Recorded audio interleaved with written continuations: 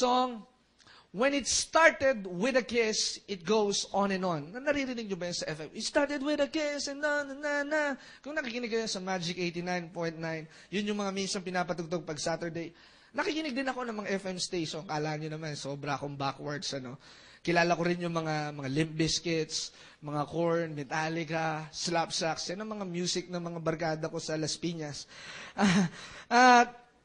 Pero pagka obserbahan mo yung mga songs na yan, everything will just start with a simple thing.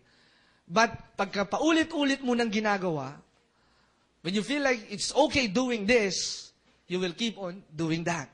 Sa Tagalog, pagka feeling mo naman, hindi ka naman nagkakasala, wala namang nakakakita sa'yo, hindi ka naman kita ni mother, ni mama, ni papa, at ni Pastor Greg, and you always have the feeling that you can hide the sins inside you.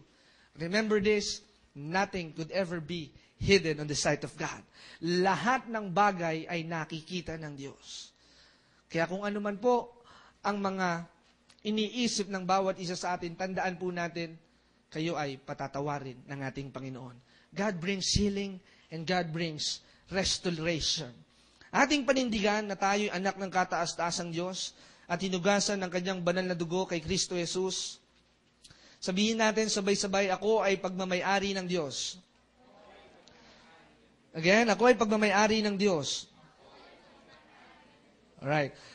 Tayo po'y pagmamay-ari ng Diyos at siya ang nag-descend